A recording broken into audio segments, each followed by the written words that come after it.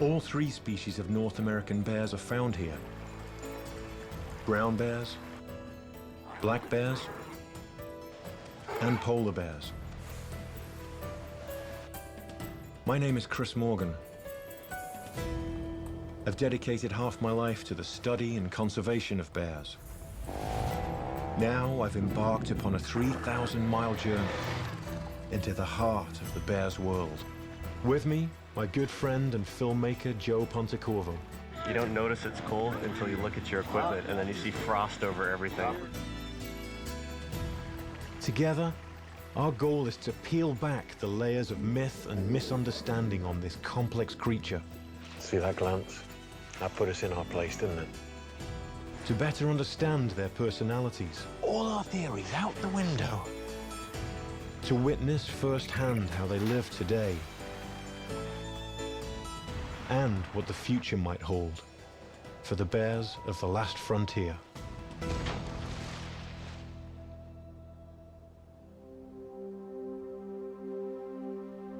My journey has taken me through the season of the brown bear and black bear, from an area nearly untouched by man to the most urban environment in Alaska. Now, at the very edge of the North American continent, a new adventure is about to unfold.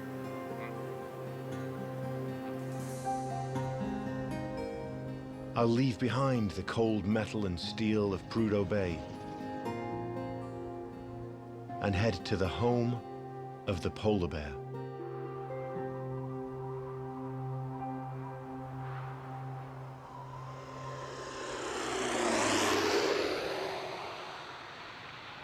My plane touches down on a 4-mile-long windswept strip of land known as Barter Island, on the edge of the Beaufort Sea.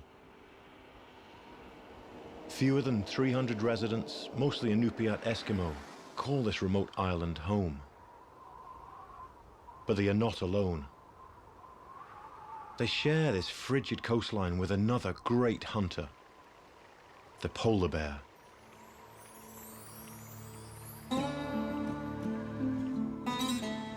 While the rest of the bears have denned up for winter, polar bears sense the change in season and are anxious for the chill to set in.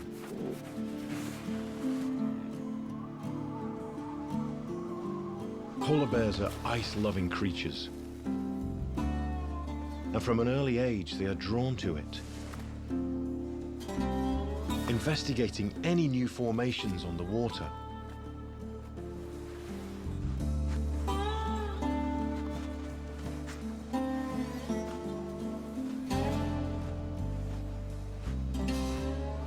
What's fascinating to me about these polar bears is that they're so finely tuned and adapted to life on ice. This looks like a bear has come right down this trail here, and he's broken through here. Look, his paw has actually broken through this ice here. In fact, the ice has started to form already. So they're forever testing the ice conditions to see if it's firm enough for them to head out onto. And it's not yet, obviously.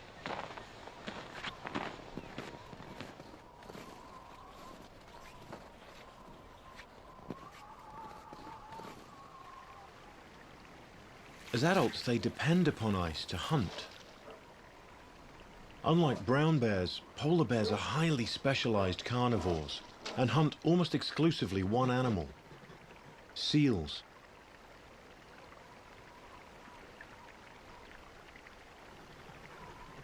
The ringed seal looks nervously around, exposed on this open expanse. But without firm enough ice, this bear has little chance to hunt down the seal.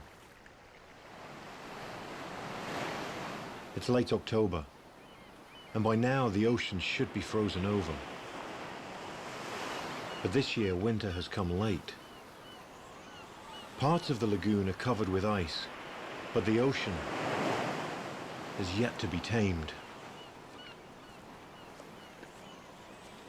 For now, the bears are trapped on land, unable to hunt.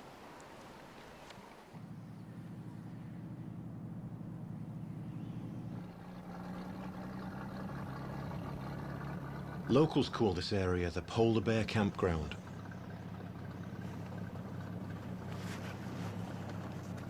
It's a nursery of sorts, a safe haven for mothers and young. This time of year, when other polar bears are waiting for sea ice to form, pregnant females are waiting for enough snow to dig their maternity dens. This whole area, in fact, is really important for denning females. When they're pregnant, they come and give birth in the habitat along this coast here, near the Arctic National Wildlife Refuge.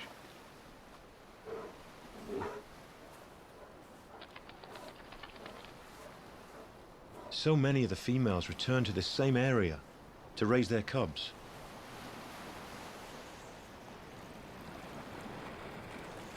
They seem to have this recognition where the cubs are playing, the females are playing, and one cub is playing with another cub from... It's quite the interesting scenario that's going on.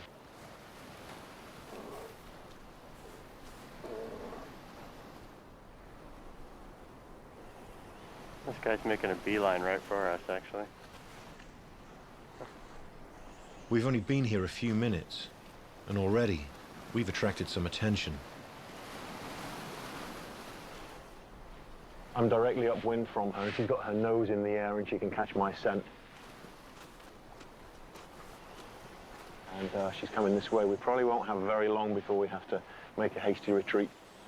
You know, they're the most predatory of the bears, and they're as capable of great speed as grizzly bears are. You know, they can run 35 miles an hour, so...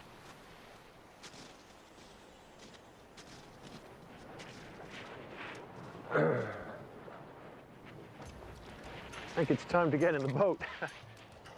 Yeah, she's moving over here with some determination. We need to make a retreat here. Do you want to jump on, Joe? Yeah, it looks like it's getting her really agitated. She can smell us, but she can't access us. She can't figure out if we're a meal or not. And it's how they live their lives. They are curious predators. Everything about them is about surviving the cold and hunting seals.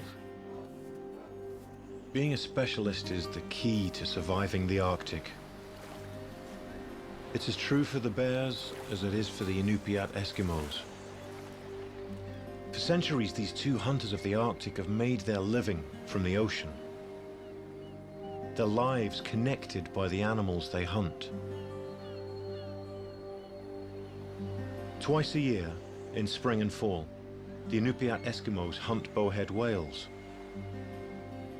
The discarded remains are left on this bone pile.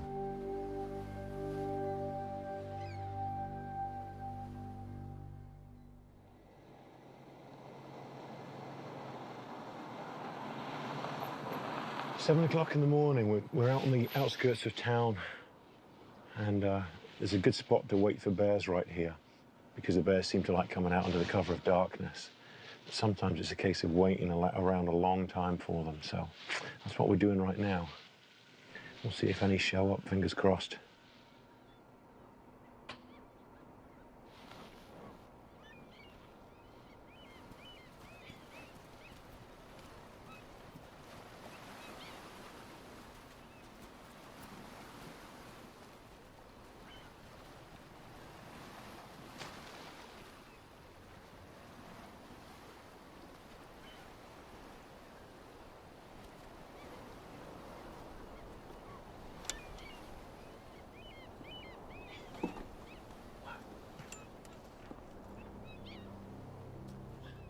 This guy is as close as we want to get. The whale meat, with its high fat content, may help some bears get through these tough times when there's little else to eat. If warming trends continue, competition for this small pile of food could get fierce. For a species already on the brink, polar bears will have some tough times ahead.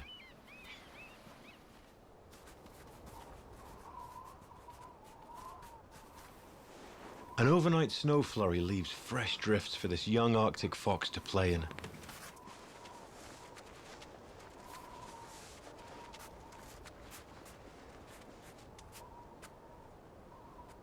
The icy lagoon is full of activity.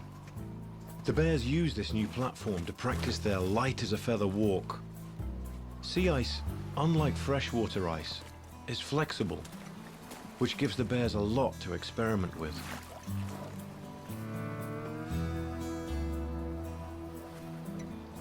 The fibrous baleen that whales use to filter their food has become the perfect toy for these young cubs.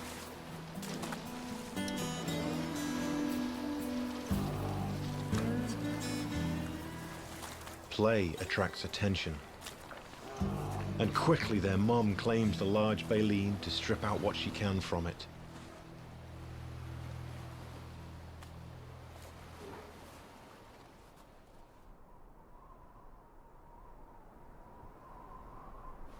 With the bone pile nearly exhausted, this mother frantically digs for scraps buried in the snow. But her find soon draws attention from another family.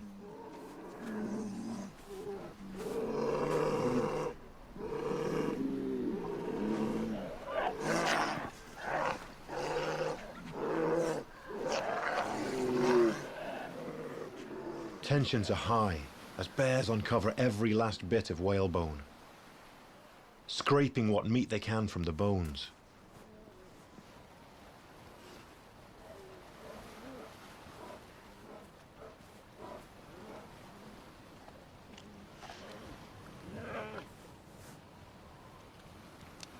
A find like this is worth protecting. And this mother bear is not about to give up her meal so easily.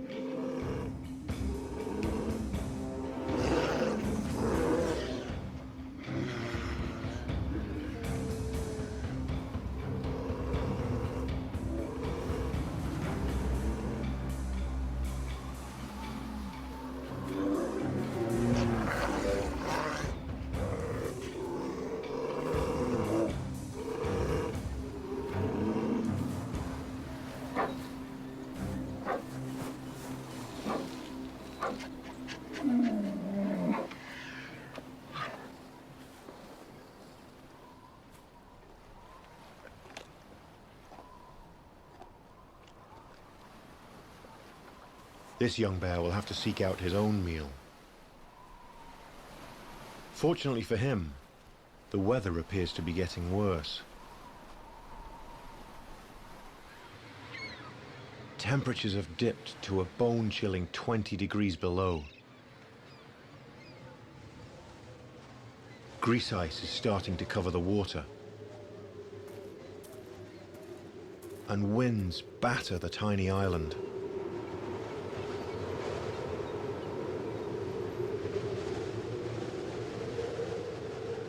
The town is battening down the hatches as the storm sets in.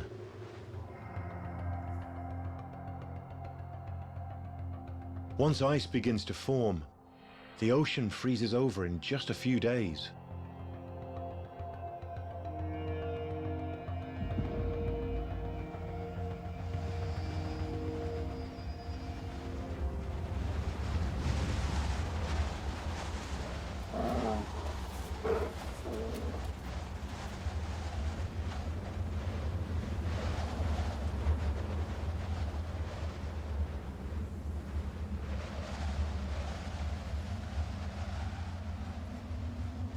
Winter has finally taken hold.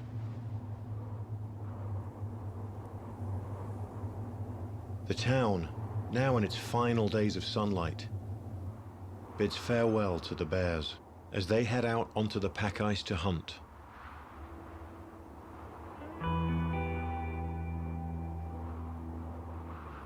The sun will vanish below the horizon and not reappear for another 2 months.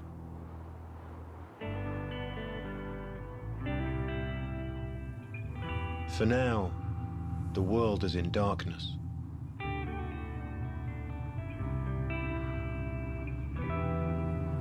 Miles out on the pack ice, polar bears are hunting seals, stalking their prey in the inky blackness of winter.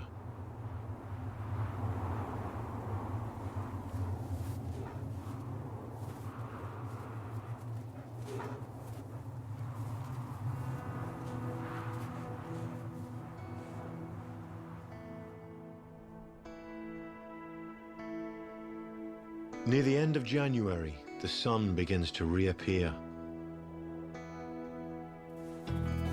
It's a time of transition, with more light each day. And by May, in mid-spring, the sun is up 24 hours a day. And it's safe enough for us to venture out onto the pack ice. We're nearly 8 miles out on a thin shelf of ice, searching for polar bears. But I'd be foolish to attempt this alone.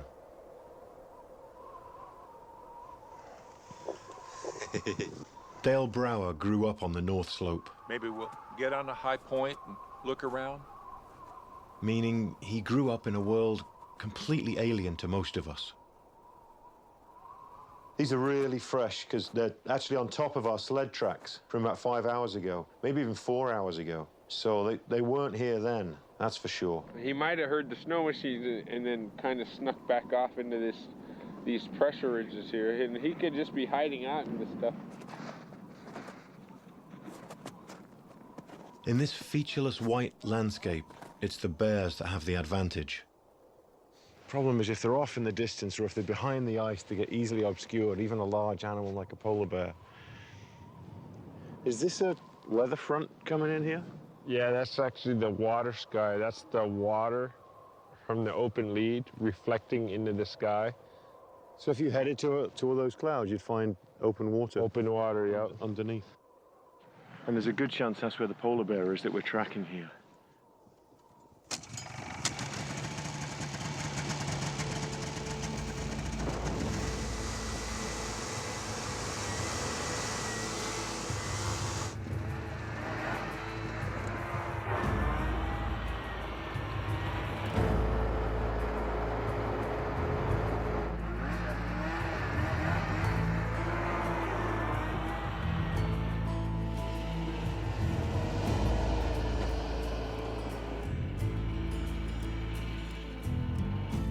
It's been an exhaustive search, and still the bear remains elusive.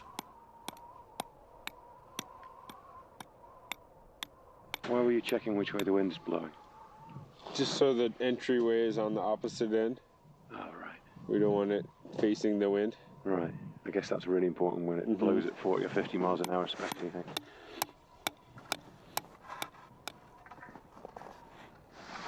I can already smell the tea brewing. Our camp is modest, but functional in every way. I'm discovering there's little that Dale does that doesn't relate directly to our own survival. Even the caribou hides seem to be the perfect insulation against the cold. See how it kind of fits in a little better, like a jigsaw puzzle?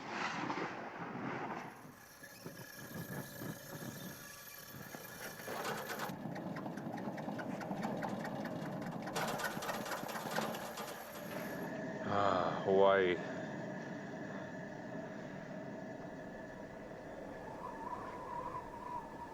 What is that? That's my polar bear up here. It's the best fur out there, is it, for keeping the wind out?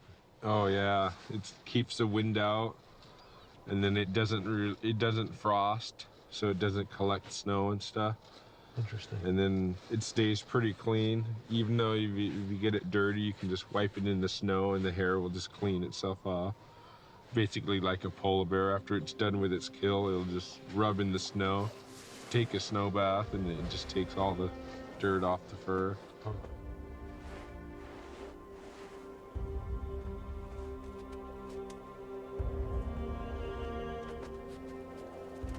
Polar bears are stealth hunters. And just because you don't see them doesn't mean they're not there. Let's see what we can do without breaking my ankles. Yeah. Perfect vantage point. Whoa! As I was saying, the perfect vantage point for looking for polar bears. Our camp's right here, and it's easy to forget that it's smack bang right in the middle of polar bear habitat. All the way to the horizon, all I can see is ice. giant, jagged peaks and troughs of ice as far as you can see. And it is a barren, hostile landscape. And if you can't read the ice here, you're not going to survive. Polar bears are masters at reading the ice, patrolling the edge of a lead, smelling for any trace of a seal.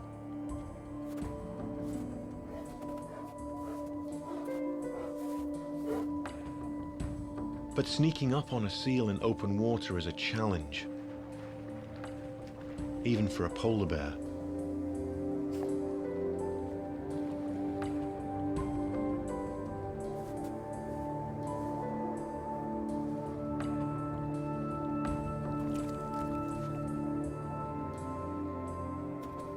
The best chance for a meal is to sniff out a seal's breathing hole, or even a den with seal pups.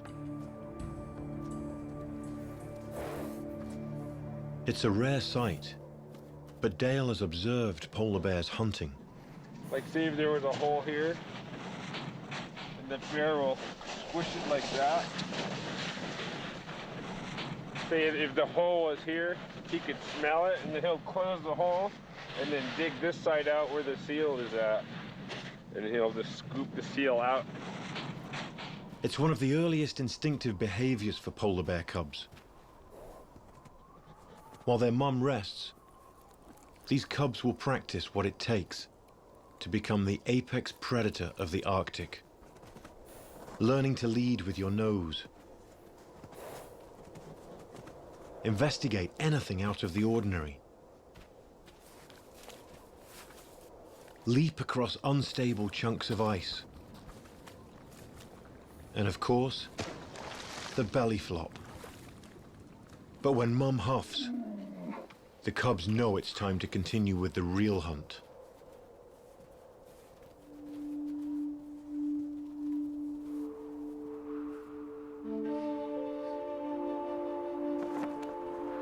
Polar bear tracks have led us here. A whaling camp perched at the edge of a lead. A bear was spotted just a day ago, perhaps the very one we're looking for. For the Inupiat, whale hunting is an ancient way of life that continues nearly unchanged today.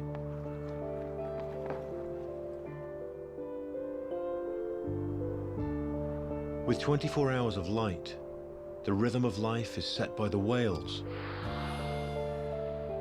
not the sun.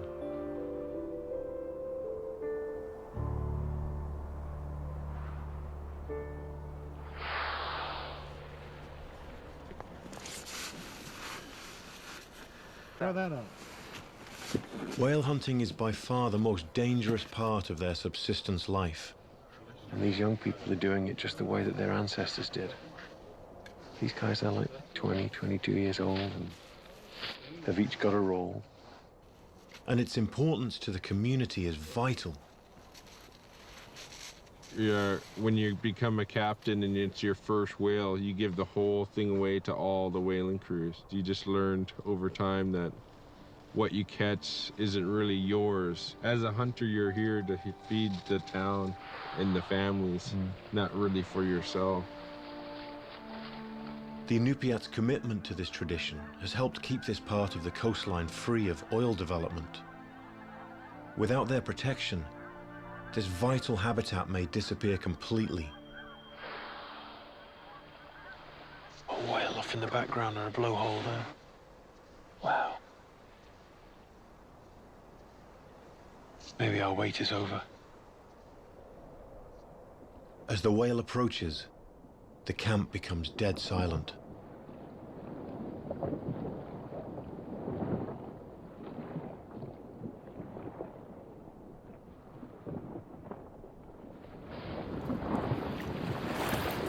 As soon as the whale surfaces, the boat is launched. It's a tense moment as the men paddle towards the massive whale, somewhere just under the surface. Harpooning a whale by hand is extremely dangerous. Bowhead whales can weigh 60 tons. One swipe of its enormous tail fluke could easily crush the tiny craft.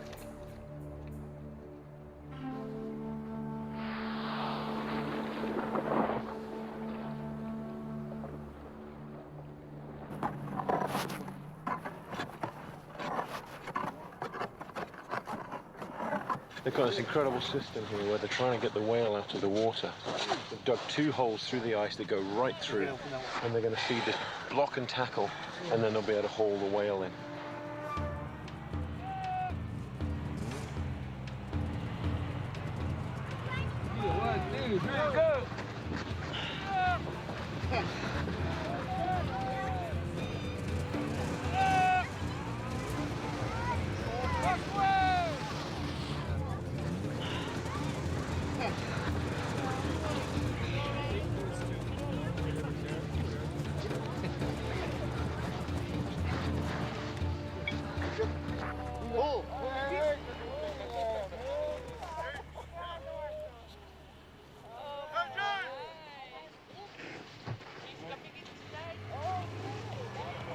This bowhead whale will feed several families throughout the season, and perhaps the polar bears as well.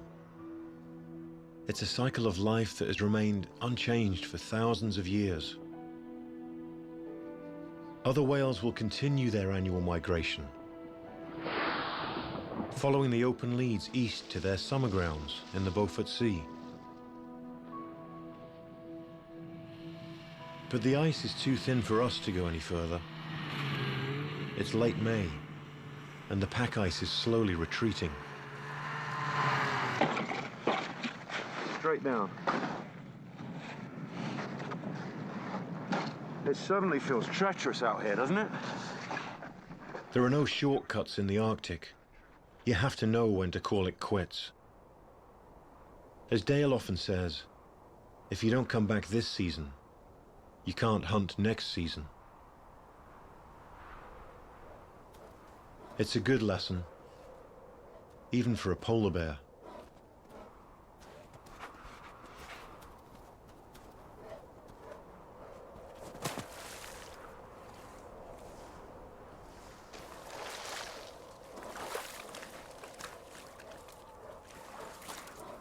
But continually having to haul himself onto the ice takes an immense amount of energy. Polar bears face this challenge every spring. But the impacts of a warming world have made matters worse.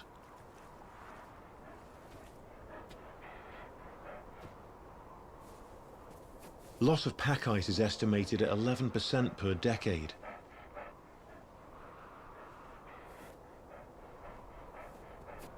The bear's fragile hunting platform is getting thinner.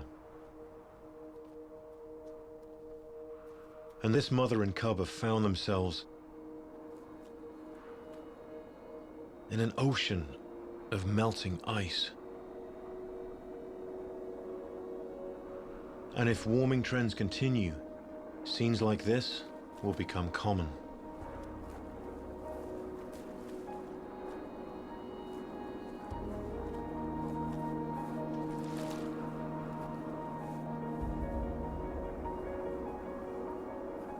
Like many animals that have made such great leaps in their evolution to survive, the world may be changing too fast for polar bears to keep up with.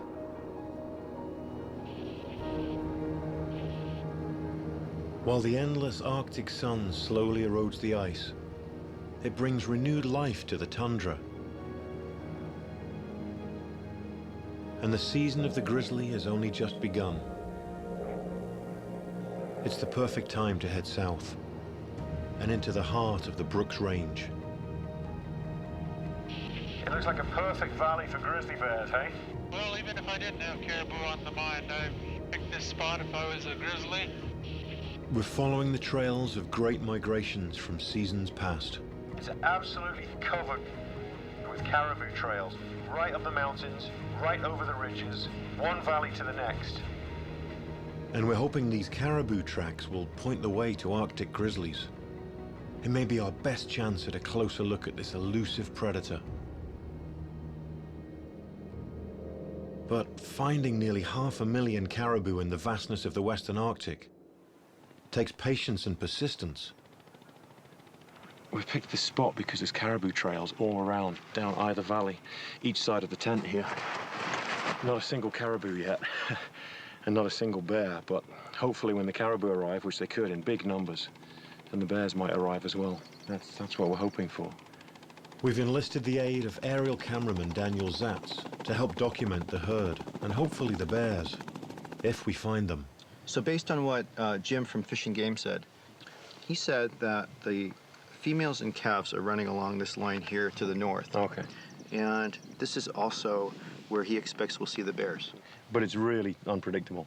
It's completely unpredictable. Yeah. Caribou, you never know where they're going to go.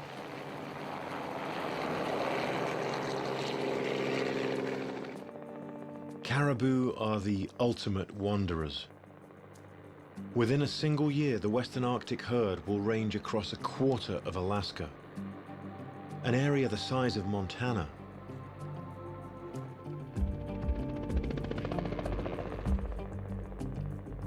Right there, huge herd of caribou. Look at that, all right by the river. Oh, down under the left wing there, look at that. Wow, there must be at least 100, maybe 150 there. Well, how far you count? Okay. Oh, that's a good sign. Our first caribou. It looks like we're in luck. We've just caught the tail end of a massive herd.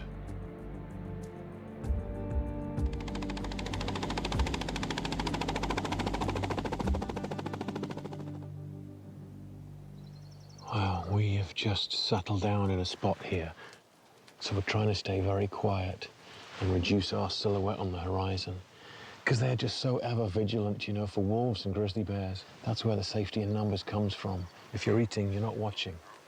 If you're watching, you're not eating. So if you're in a group, you can do both.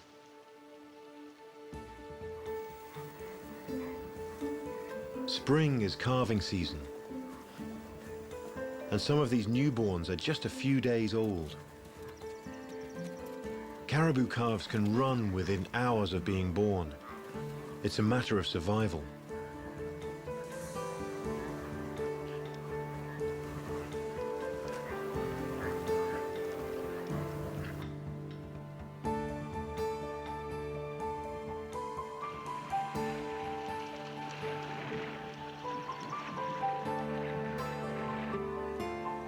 Newly born calves are most vulnerable to predators, and they have to stay close to mum at all times.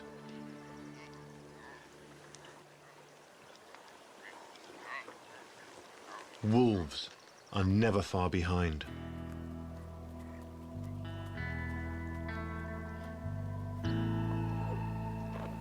This grey wolf is testing the herd, looking for any signs of weakness.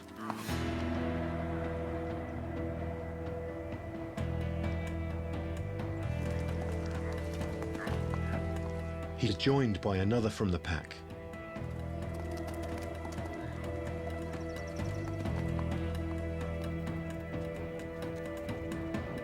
Together, they've cut the herd in half.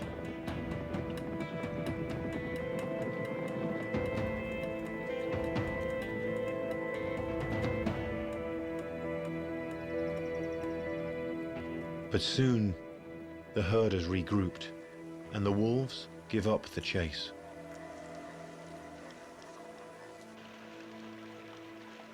There's little rest for the herd until they complete their seasonal migration to their summer range.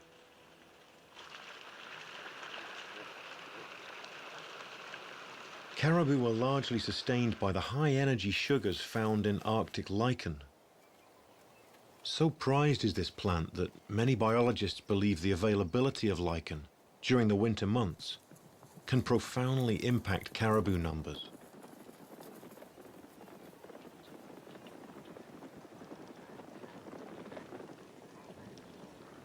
Without the caribou, this landscape wouldn't look the way it does. They aerate the soils as they're walking to make it more productive for plants. Even their hair provides nesting material for migratory birds around here. And you can imagine how much fertilizer 500,000 caribou create. They're like blood vessels flowing across this giant landscape.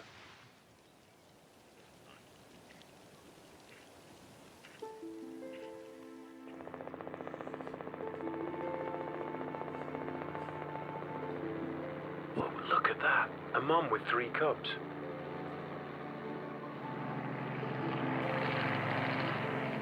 These are spring cubs in their first year of life, foraging along the hillside. Arctic grizzlies must make the most of these short summers, and that includes this mating pair that have somehow found each other in this vast expanse. Grizzlies must cover great distances just to find enough food. An Arctic grizzly in open tundra can have a home range the size of Yellowstone. Once you touch down, keeping up with a grizzly is nearly impossible.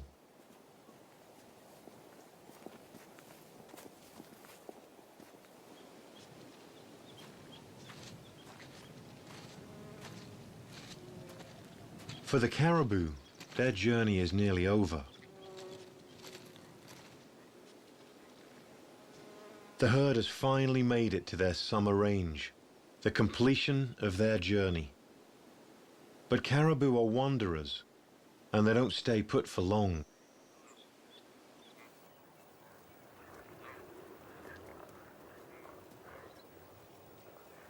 With the herd moving on, and only fleeting glimpses of grizzlies, we are left with few choices.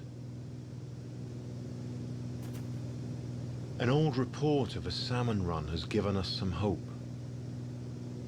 Well, I mean, I think this is our best bet. It looks like a good spot, doesn't it? But this far inland, it's a long shot. Even if we find salmon in the river, no one I've spoken with has actually seen Arctic grizzlies fishing.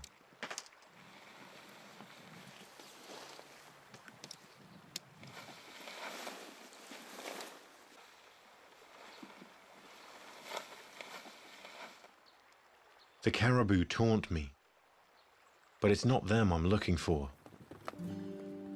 Finding bear sign is the priority here.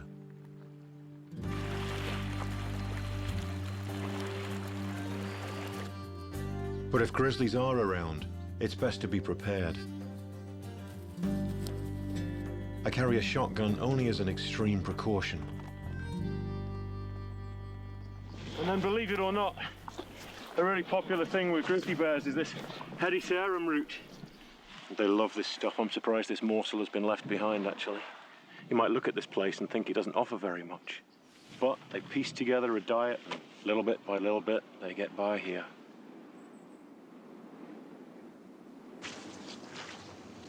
Oh, the tracks all through here. Look at this, fresh grizzly bear tracks. And then right in front of it, the caribou track. So both of these species are using this river to get from A to B. And occasionally, if a bear is lucky, they'll be able to prey on a caribou, especially during the calving season.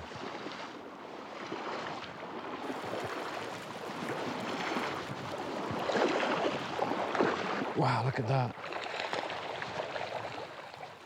The salmon are running. The question is, where are the bears?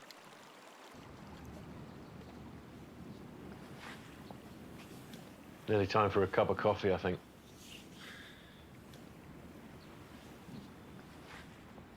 After hours of waiting, there's a shadow moving through the willows.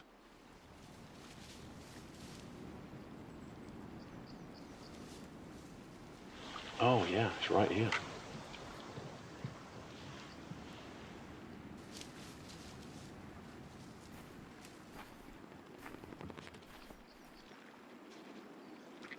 There's a third cub coming up the river. Okay, I see her.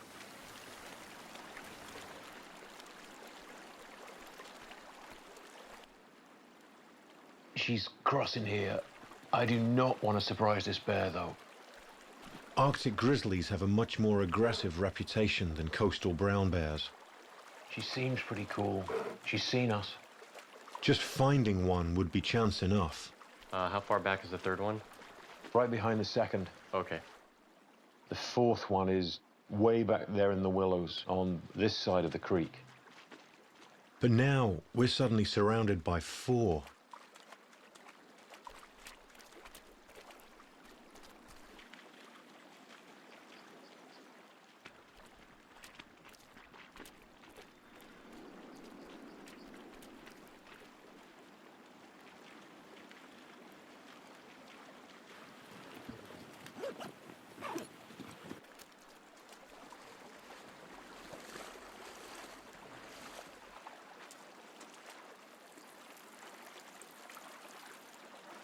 The family seems to be using the river as a corridor. But their food is buried in the tundra.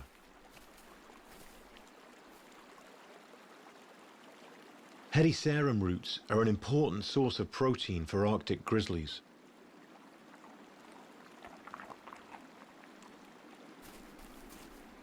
The bear's lack of interest in the salmon is puzzling.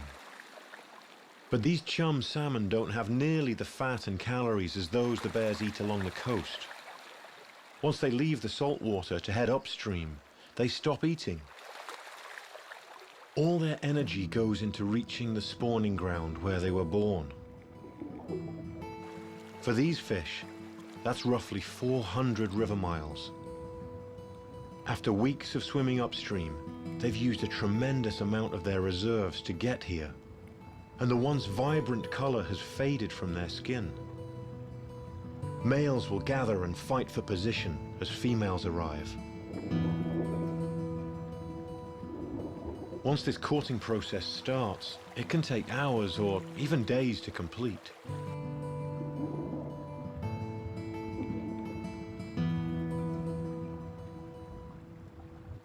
The family has returned, but this time they've staked out a spot on the river. Mom is completely focused on fishing.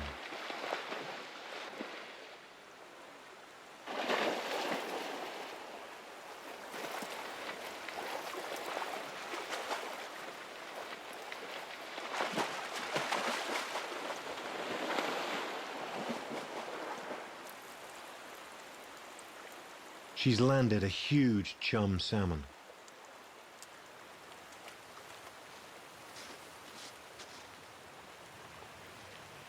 The whole family retreats into the willows to share the fish. Here in the Arctic, a catch like this is quite a bounty.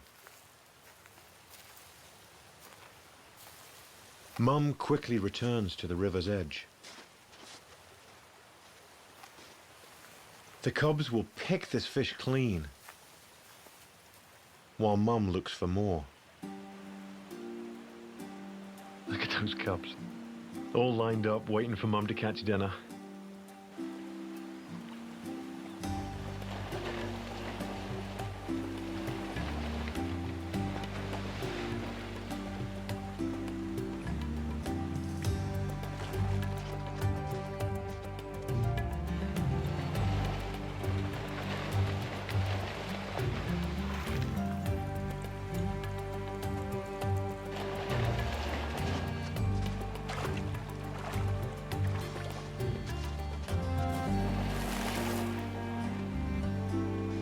She's quickly proving to be a skilled fisher.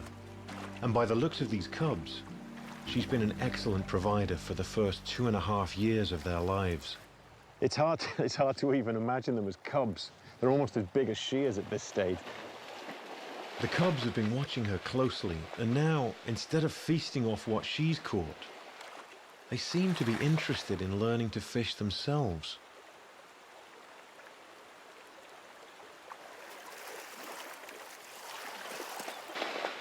These new experiences show off how different each of these cubs are. They're all individuals. This cub has plenty of confidence. He's borderline troublesome. Close enough. That's close enough. That's close enough. It's okay. It's all right. It's okay.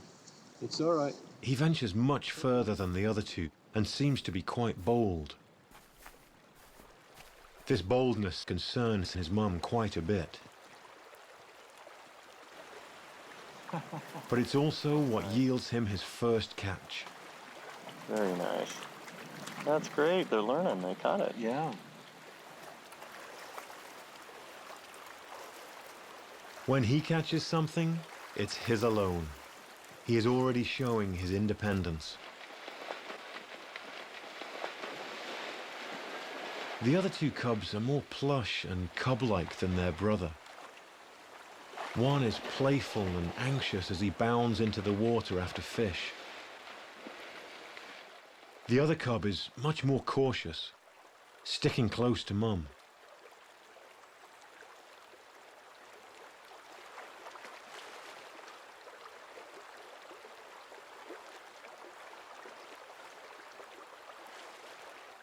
For the first time in the days we've been watching her, she's able to rest comfortably on the shore, while her cubs patrol the shallow river. It's doubtful they know this is their last summer under her care and guidance.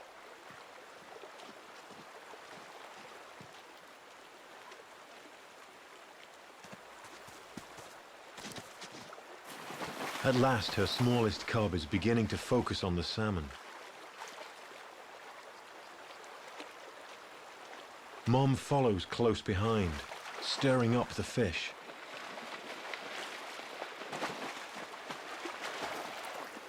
She gives up the chase, letting her cub finish the catch.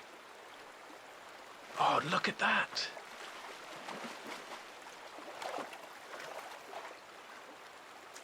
It's not uncommon to see a mother get very protective and aggressive while fishing. To me, she seems as intent on preparing these cubs for life on their own as she does with finding food. Don't forget we're here. After several days of being watched, her curiosity for us has finally peaked. Hey, Bear, you are a good mama. Oh, you are so sweet. Aw, look at her backing up like that. And we're going to get out of your way. And that's our cue.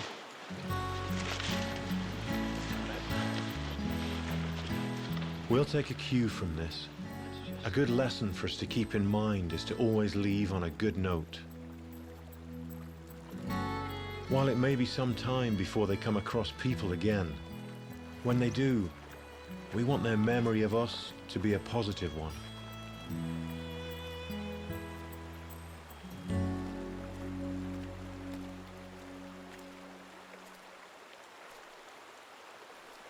With a few short huffs, she rounds up her family to call it a day.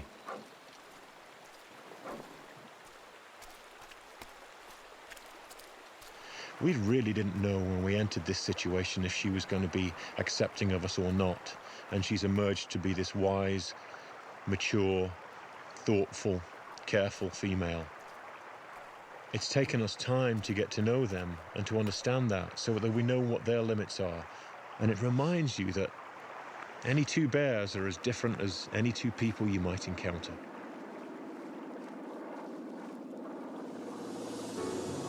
And over this journey, it's become clear. The world these bears inhabit is vast, yet it must remain so to sustain such great wanderers.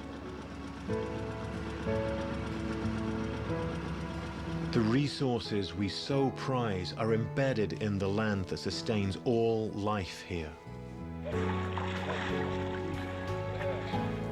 Like the Great Plains of Africa, Alaska is the last stronghold for some of the Earth's wildest creatures. I've never felt so comfortable or so alive as I do here. This may be the end of my journey, but Alaska's wilderness and its wildest creatures will always call me back.